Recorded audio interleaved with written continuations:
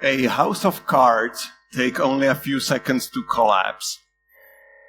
And the digital foundation that we are building and betting our AI future on, I think it's already trembling.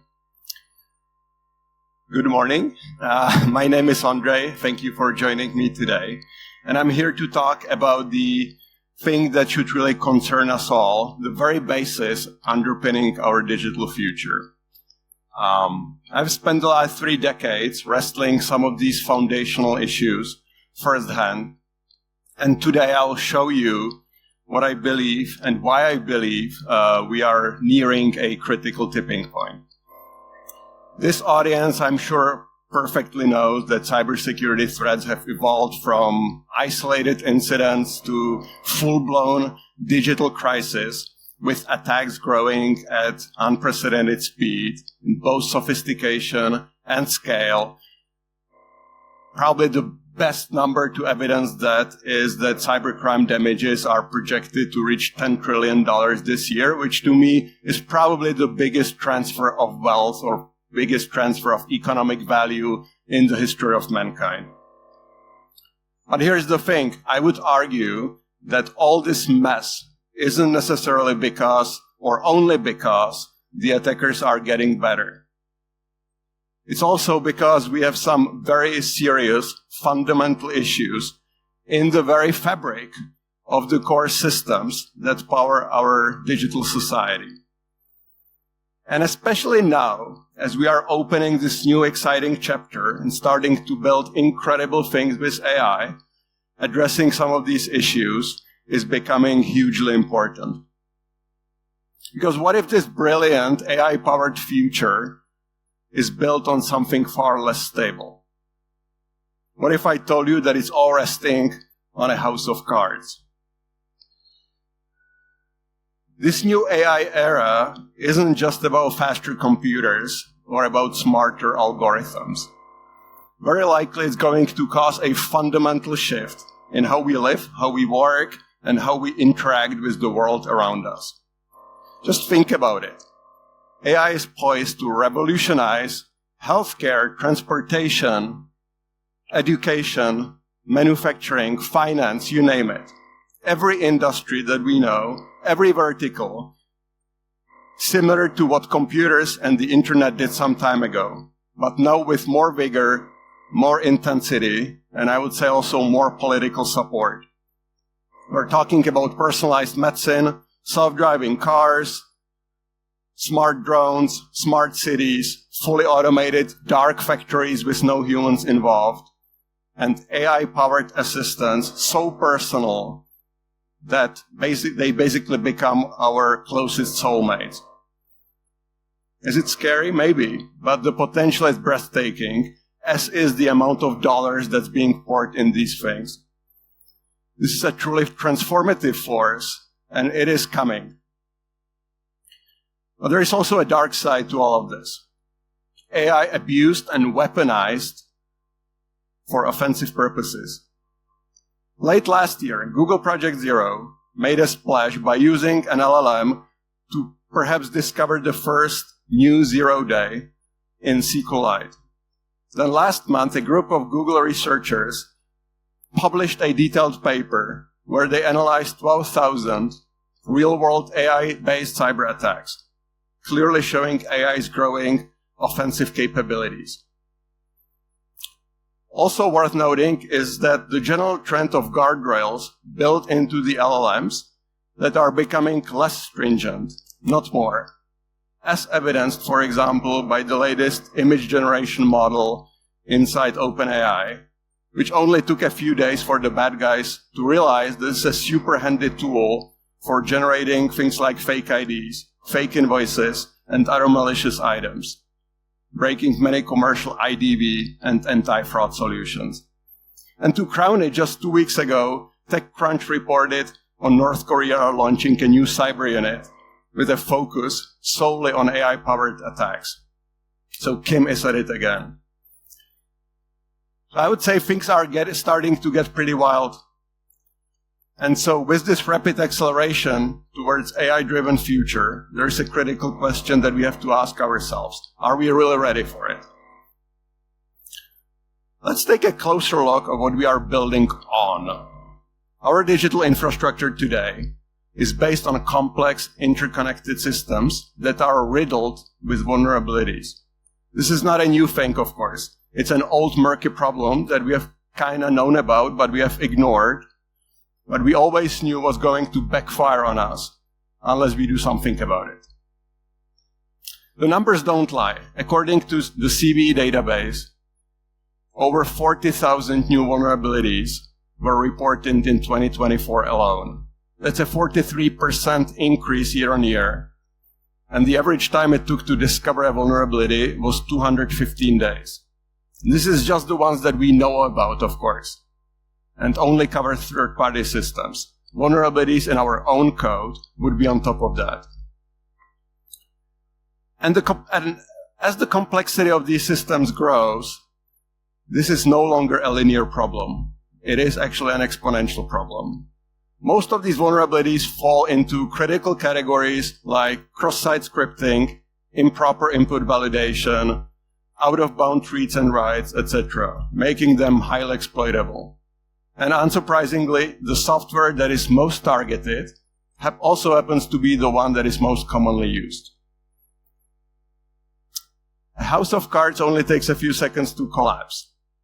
And today, sophisticated attackers can weaponize critical vulnerabilities in 5 days, sometimes even much faster. But with AI now starting to also be used for offensive purposes, that window can realistically shrink to minutes or even seconds. So how can any security team, no matter how skilled or funded, possibly keep up with such an avalanche?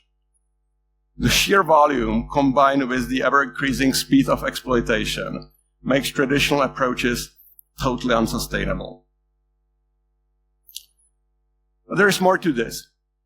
It's not just the number of vulnerabilities. It's also about where they reside. Much of our critical infrastructure, the systems that underpin our power grids, our hospitals, our financial institutions, our food and drug supply chain, run on legacy systems. These are often systems that were built decades ago. They are difficult to patch, they are frequently lacking modern security features, and they are riddled with known and unknown weaknesses. They were built to work reliably, and maybe even slightly refactored over the years, but they were typically not designed with security in mind.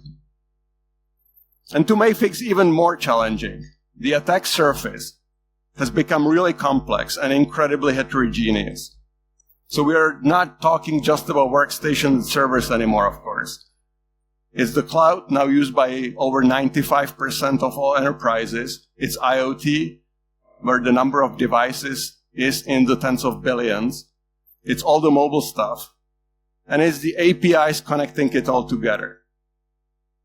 Every new connection, every new device, every new application is a potential entry point for attackers. Try to visualize the attack surface of a modern global enterprise. It's vast, it's dynamic, as in it's changing all the time, and frankly, it's almost impossible to fully understand. This has led to a renaissance of vulnerability scanners and discovery tools of all sorts, from code to infrastructure to cloud. Now let's have a closer look at this ecosystem. For application security, we have SaaS tools like Checkmarx, Veracode, SonarQube that analyze source code without actually executing it. We have DAS tools like Acunetics and OWASP Zap that test running applications. We have SCA tools, software composition analysis tools like WhiteSource or Ment.io, and Sneak that scan dependencies and third-party components.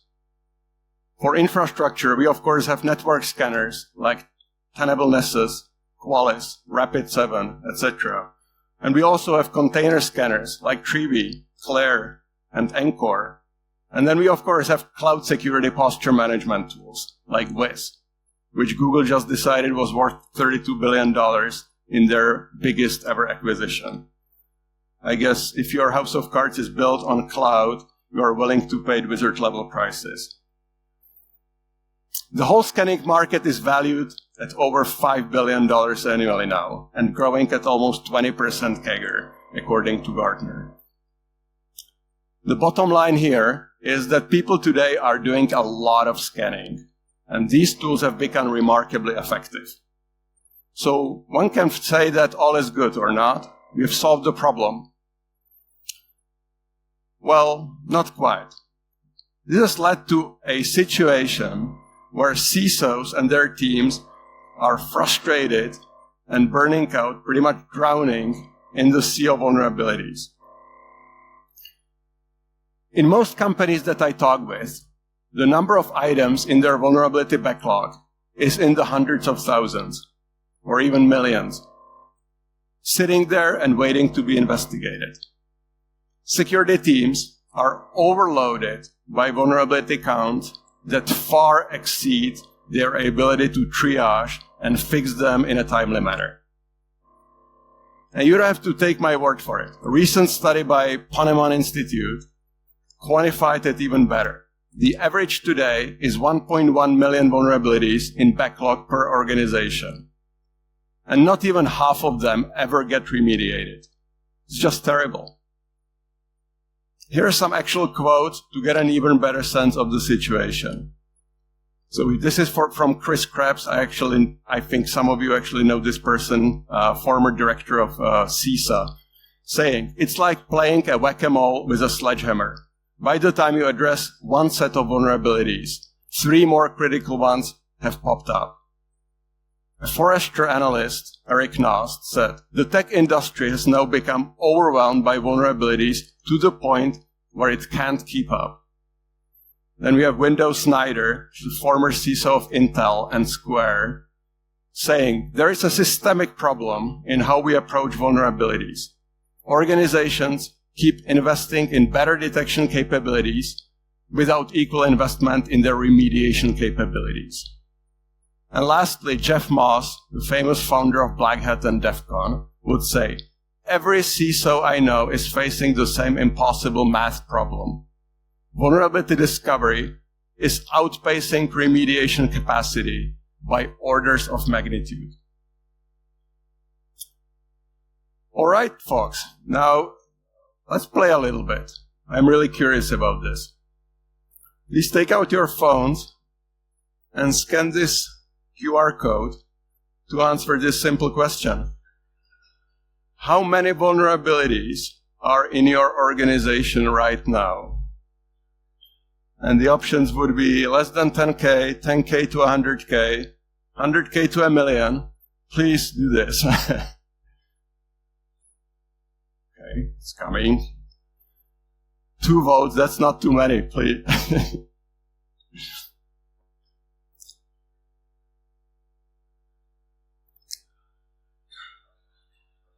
14, 16, amazing.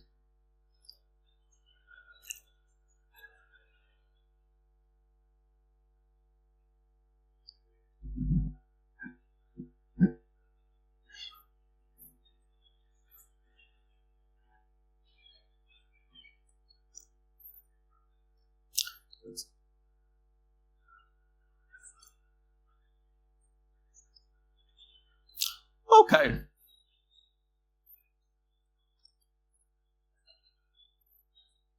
Let's give it a few more seconds. I think we are getting some picture here.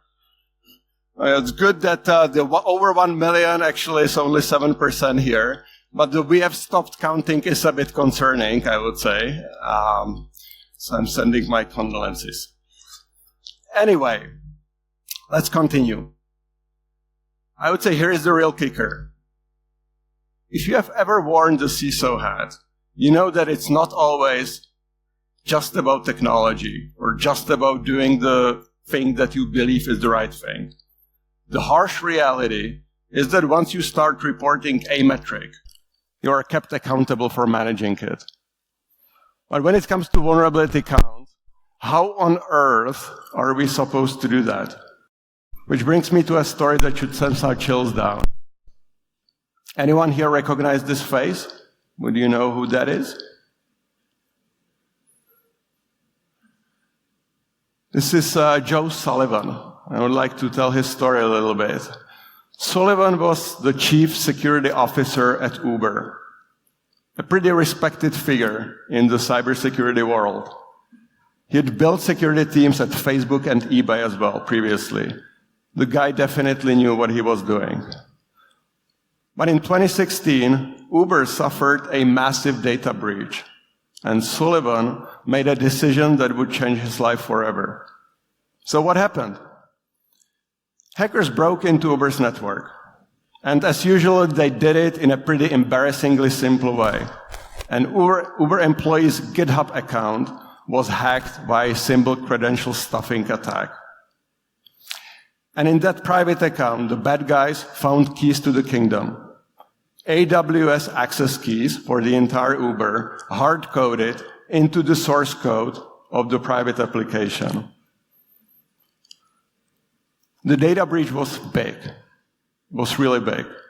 PII, about 57 million riders and 600,000 drivers. Their names, emails, phone numbers, and even driver's license details and payment details, all exposed. The immediate response from Sullivan was to try to contain the situation. A $100,000 payment was arranged through Uber's bug bounty program, framed as reward for finding a vulnerability. But essentially, it was hush money. The problem was exacerbated by the fact that the FTC was already after Uber, investigating Uber for a previous data breach that happened in 2014. And unfortunately, Sullivan decided not to disclose this 2016 breach to the FTC. Now let me fast forward to September 2022. The trial begins, and in October, Sullivan is convicted. He was found guilty of obstructing proceedings before the FTC and of so-called misprision of a felony, which basically means that he knew about a crime and failed to report it. Now, I'm not here to condone what Joe Sullivan did, but I'm here to say that this story is actually not an anomaly. It's a symptom of an impossible situation. CISOs are being held accountable for vulnerabilities they can't possibly remediate in a timely manner. They're constantly firefighting, constantly behind the curve, constantly under-resourced and understaffed. But CISOs are also humans. There's no way for them to prevent all attacks, and they shouldn't be definitely criminally liable for it. Let's see what he himself had to say about this in an interview just a few months ago. Can we have the sound from the presentation?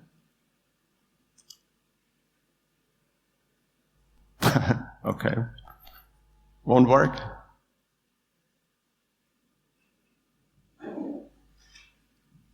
Let's see.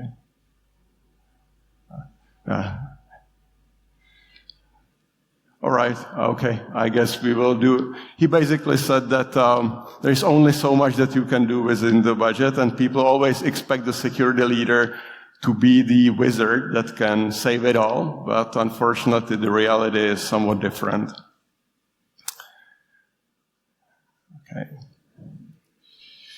Okay.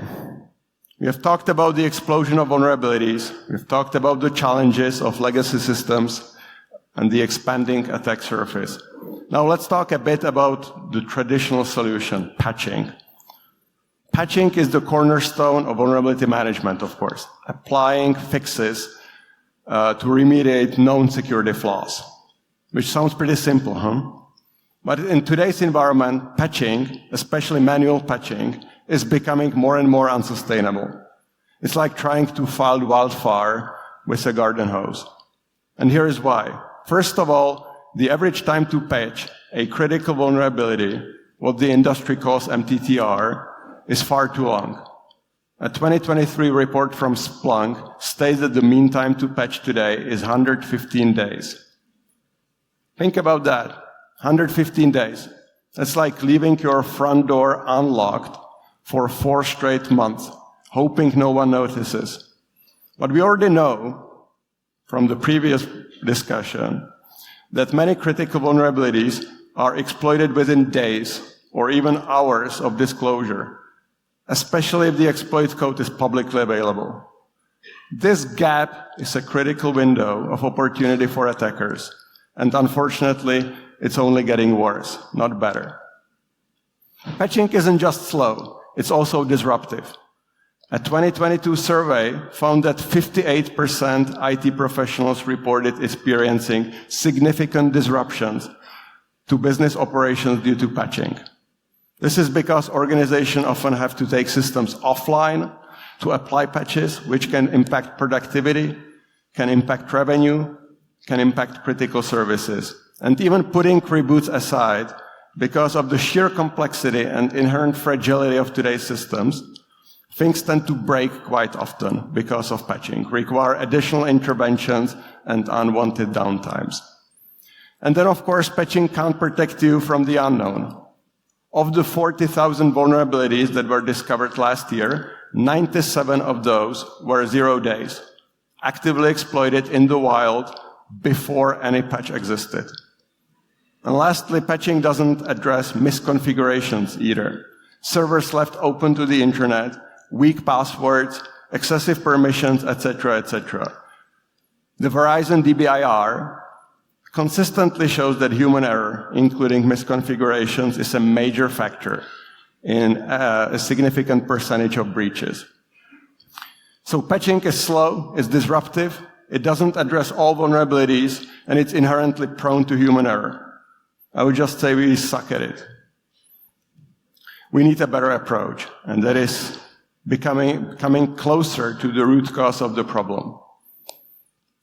What I mean by that is being more proactive at fixing at the source code level.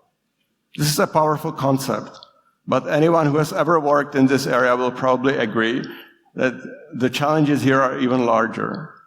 And it's by no means just the technical aspects of it. Surprisingly, the main problem tends to be actually cultural. One could say that AppSec is where career ambitions and friendships go to die.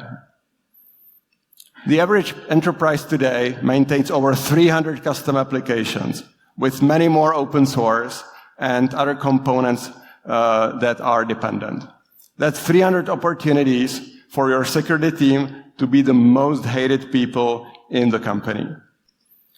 I'm talking about the silos and divides between security, development, and IT operations. The problem isn't that these teams don't want to work together per se, but it's like they are working off of completely different objectives. It's like 3 people trying to drive one car to 3 different destinations at the same time.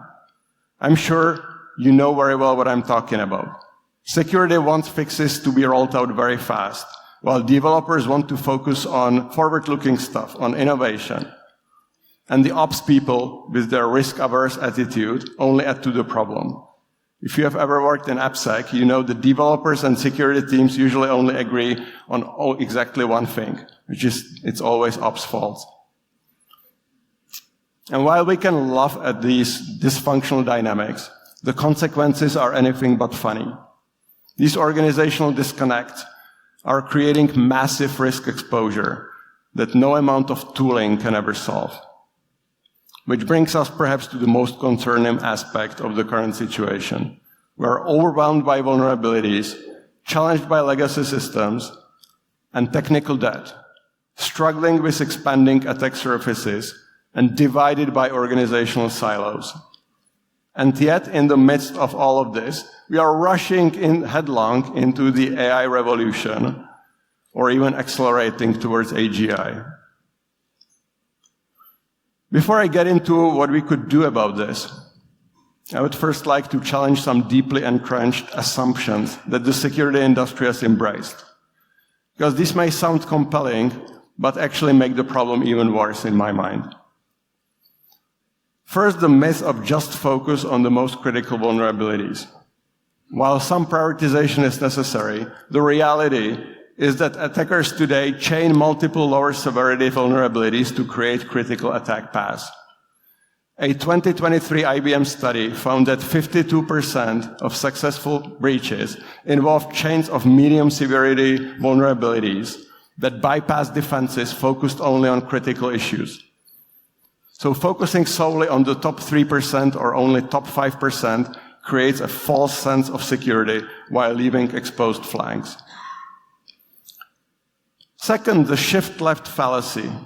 We have spent years pushing security onto developers who frankly aren't security experts and probably will never be. What's more, the nature of software engineering is fundamentally changing, with AI coding assistants like GitHub Copilot, Cursor, and Augment becoming pretty much ubiquitous now. And I'm not talking just about some vibe coding. AI coding assistants are now used by over 80% of enterprise development teams, meaning that developers across the board are increasingly assembling rather than writing code. They are integrating chunks of AI-generated code with limited understanding of its security implications. And guess what? A recent study from Stanford found that code generated by these AI assistants contains security flaws at roughly twice the rate of human-written code. We are exponentially increasing complexity while simultaneously reducing comprehension and quality. And third, the Band-Aid approach of compensating controls. Runtime protection, micro-segmentation, zero trust, various deception techniques, these are all valuable tactics, but they are treating symptoms rather than addressing the root cause. What's worse, modern infrastructure changes at unprecedented speeds. The average enterprise makes over 30,000 configuration changes per month across their IT environment, according to a 2024 Gartner report. And each such change potentially invalidates the protection offered by compensating controls, which creates a perpetual game of catch-up. In short, compensating controls are prone to human errors, they add fragility, and they don't address the fundamental problem at hand. Despite everything I have just said, I would like to end today on a somewhat optimistic note. I actually think there is a way out of this mess. The path forward isn't doing more of what we have been doing, though. It requires a paradigm shift in how we think about security. From endless patching to architectural integrity. From manual remediation to systematic, scalable approaches. From prevention alone to resilience by design. Of course, paradigm shifts don't happen overnight. They always begin with practical steps. So when you return to your organization tomorrow or on Monday, number one, put more emphasis on your own code. All of us are first and foremost responsible for our own stuff. If everyone focused on cleaning up their backyard first, we would be in a very different situation today. The excuse-making approach that software is provided as is just must end. Number two, elevate to the board and CEO. Present this not as just a technical problem, but as a business continuity and liability issue. You should ask directly, what happens when vulnerabilities outpace the capacity to address them? You should ask for bigger budgets to specifically support vulnerability remediation programs. Number three, challenge the current process. Research shows that security teams spend over 80% of remediation time on repetitive tasks. So please document these patterns, calculate the actual cost of human-driven remediation, and explore how automation and perhaps AI could help to improve that. And lastly, focus on the outcome metric. Shift from measuring vulnerability counts to measuring your time to safety. How quickly your organization returns to a secure state. I've spent my career in security watching the problem grow exponentially. I've seen brilliant security teams crushed under the weight of their vulnerability backlogs. I watch CISOs burn out from trying to solve an effectively unsolvable problem with the resources and tools they have been given. And we have just heard from Joe Sullivan, or we have not, but I interpreted what he said, how bad this thing can become. I have to say I remain optimistic because despite these challenges, I see a growing recognition that we need a fundamental change, not incremental improvements. I see organizations beginning to question the status quo. I'm optimistic because a room like this is filled with people who can drive the paradigm shift. People who understand that both the stakes and the opportunity are massive. So the house of cards at the end doesn't have to fall. But preventing the collapse requires bold action, reinventing how we approach remediation at a fundamental level. So whether you are writing code or defending networks or finding vulnerability backlogs, I think it's your fight too. Let's shift this paradigm together, starting now. Thank you so much, and have a great B-side.